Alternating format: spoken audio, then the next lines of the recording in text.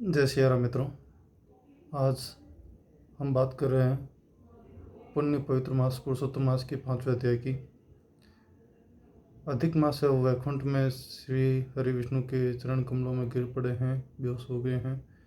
आगे नारायण भगवान, विष्णु भगवान पुरुषोत्तम मास को, अधिक मास को गोलोक लेकर जाते हैं और गोलोक वैकुंठ लोक से जो दाईं ओर स्थित है, 3 करोड़ योजन में फैला हुआ है, उस सब का वृत्तांत मैं आपको सुनाने जा रहा हूँ। आइए शुरुआत करते हैं विजय मंत्र के साथ। श्री राम जय राम जय जय राम, श्री राम जय राम जय जय राम, श्री राम जय राम जय जय राम। भगवान विष्णु का अधिक मास को साथ लेकर गोलोक जाना। नारद जी नारायण से कहने लगे, हे महाभागे तपोनिते, अपने चरणों के पास पड़े हुए अधिक मास के वचन सुनकर श्री हरि भगवान उससे बोले, हे निष्पाप नारद जी, हरि ने जो अधिक मास से कहा सो मैं कहता हूँ, सो सुनो। ये देखिए, संवाद 3 लोगों के बीच में चल रहा है। पहला संवाद सूत जी से ऋषिगण पूछ रहे हैं। उनकी कथा में फिर क्या है कि नारद मुनि नर नारायण के पास जाते हैं, तो वहाँ पे भी सेम प्रश्न होता है और सेम संवाद चल रहा है। और फिर वहाँ से जो संवाद चल रहा है वह चल रहा है, जो युधिष्ठिर है वह श्री कृष्ण से संवाद करें, तो श्री कृष्ण जी एक ही कहानी 3 जनों के द्वारा अपने अपने जो प्रश्न करता है उनको बताई जा रही है। कहानी एक ही है, कथा एक ही है और बताई 3 जगह जा रही है। जो एक्चुअल में स्टार्ट होती है एक श्री विष्णु जो है वह अधिक मास को गोलोक लेकर जा रहे हैं। यह वृत्तांत श्री कृष्ण युधिष्ठिर को सुना रहे हैं, ये सबसे पहला है। उसके बाद में नारद मुनि को नारायण ऋषि सुना रहे हैं और फिर यही जो व्याख्यान है वह सूत जी ऋषिगणों को सुना रहे हैं नैमिषारण्य में। आइए इसका रसपान कीजिए। नारद जो अधिक मास है वह कहता है कि हे मुनि श्रेष्ठ, तुम धन्य हो, मुझसे श्रेष्ठ क्या। पर श्री कृष्ण भगवान बोलते हैं, अर्जुन मैं तुमसे वैकुंठ का वृतांत सुनाता हूँ। क्योंकि अर्जुन युधिष्ठिर जब वो कृष्ण भगवान को पूछते हैं कि हमको इस संसार से तरने का उपाय बताइए, तो बताते हैं कि अधिक मास होता है, वह वैकुंठ जाता है, श्री हरि विष्णु के चरण कमलों में जाके अपना वृतांत सुना के दुख से त्रस्त होके निष्प्राण सा होके उनके चरणों में गिर के बेहोश हो जाता है, मूर्छित हो जाता है। तो गरुड़ जी होते हैं, वह अपने पंखों से अधिक मास को हवा करते हैं और वो उसको होश में लाते हैं अधिक मास को। तब मल मास से वैकुंठ मासी ऋषिकेश भगवान ने कहा, हे वत्स, तेरा दुख निवारण होने का कोई उपाय नहीं दिखता, तो सोच मत कर, उठ उठ, तेरा कल्याण होगा। ऐसा कहकर मन में पल भर में उपाय निकाल कर फिर बोले। विष्णु भगवान बोले, हे वत्स, आओ मेरे साथ गोलोक धाम चलो, जो योगियों में भी दुर्लभ है, जहाँ भगवान श्री कृष्ण रहते हैं। वहाँ गोपी गणों के मध्य में बैठे हुए 2 भुजा वाले मुरलीधर, नवीन मेघ के समान श्याम शरीर, कमल जैसे विशाल नेत्र वाले पुरुषोत्तम भगवान श्री कृष्ण चंद्र विराजमान हैं। शरद ऋतु के पूर्ण चंद्रमा के समान जिनके मुख की शोभा है, करोड़ों कामदेव की भांति सलोने चितचोर लीला के धाम, पीताम्बरीधारी, तुलसी, कुंद, मंदार और परिजात के पुष्पों की माला पहने, श्रेष्ठ रत्नों के आभूषण पहने, प्रेम के अलंकार रूप भक्तों पर दया करने वाले, कस्तूरी और केसर से युक्त चंदन से लेपित शरीर, वक्ष स्थल पर श्रीवत्स चिन्ह और कौस्तुभ मणि, भृगु की लात से शोभित हृदय, सिर पर श्रेष्ठ रत्नों से जड़ित मुकुट तथा कानों में कुंडल पहने, पार्षदों से घिरे हुए रत्नों से जड़ित सिंहासन पर बैठे हुए, वे ही परम ब्रह्म पुराण पुरुषोत्तम श्री हरि कृष्ण हैं।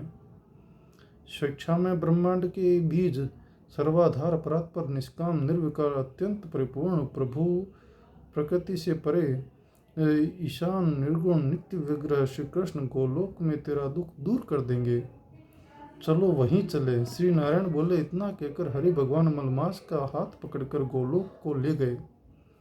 हे नारद मुनि, वहाँ पहले अज्ञान रूपी अंधेरे का नाश करने वाले ज्ञान का मार्ग दिखाने वाले, प्रलय काल में ज्योति रूप करोड़ों सूर्य के समान प्रभाव वाले, नित्य संख्य विश्व के कारण विभु परमात्मा की इच्छा लाल रंग की ज्योति दिखाई दी। हे मुने, उस ज्योति के भीतर ही सुंदर 3 लोक थे। उसके ऊपर सनातन ब्रह्मलोक की भांति गोलोक है। वह 3 करोड़ योजन में फैला हुआ है। मंडलाकार तेज पुंज स्वरूप श्रेष्ठ रत्नों वाली भूमि से युक्त है, जो बड़े बड़े योगियों को स्वप्न में भी अदृश्य है। वही वैष्णवों को दृश्य और प्राप्त है। उसी योगेश्वर कृष्ण ने योग के द्वारा धारण कर रखा है। ऐसा श्रेष्ठ गोलोक अंतरिक्ष में स्थित है और आदि आदि व्याधि बुढ़ापा मृत्यु शोक भय आदि से वह रहित है। बहुमूल्य रत्नों से जड़ित करोड़ों मंदिरों से सुशोभित है। उस गोलोक के नीचे दाहिनी और वैकुंठ लोक है और बाईं और वैकुंठ के समान ही आकार वाला शिवलोक है।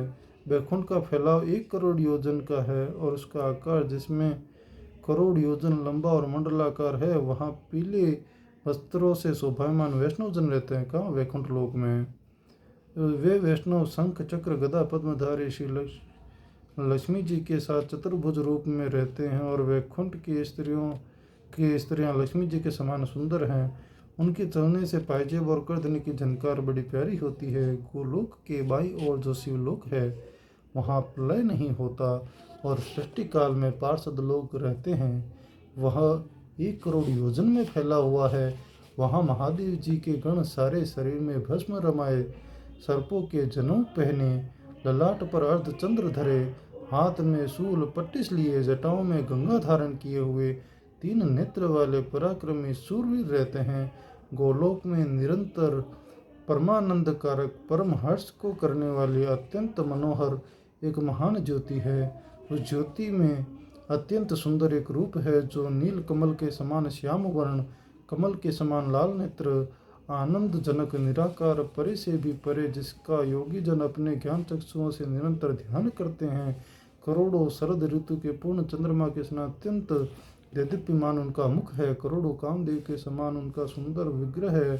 लीला के स्थल 2 भुजाधारी, मुरलीधर, मधुर मुस्कान युक्त, पीले वस्त्र पहने, श्रीवत्स चिन्ह, भृगु की लात और कौस्तुभ मणि से सुशोभित हृदय, करोड़ों श्रेष्ठ रत्नों से जटित मुकुट वाले, कंकणों से शोभित रत्नों के सिंहासन पर बैठे, तुलसी कुंद मंदार परिजात चंपा के फूलों की माला से शोभायमान, वे ही परम ब्रह्म श्री कृष्ण जी हैं, जो स्वेच्छालय सबके कारण रूप, सर्वाधार बाल्यावस्था वाले, गोपाल रूपधारी, करोड़ों पूर्ण चंद्रमा के समान शोभायमान, भक्तजनों पर अनुग्रह करने वाले, इच्छा रहित निर्विकार अत्यंत परिपूर्ण प्रभु, रास मंडल के मध्य में बैठे हुए शांत राशेश्वर हरि, मंगल रूप, पूजने योग्य, मंगलों में मंगल, परमानंद घन, सत्य स्वरूप, अक्षर अव्यय, सब सिद्धियों के ईश्वर, सब सिद्धि स्वरूप और सिद्धि के देने वाले, प्रकृति से भी परे, ईशान, निर्गुण, नित्य विग्रह, सबके आदि पुरुष, अव्यक्त, इंद्र आदि देवों द्वारा जिनकी स्तुति की जाती है,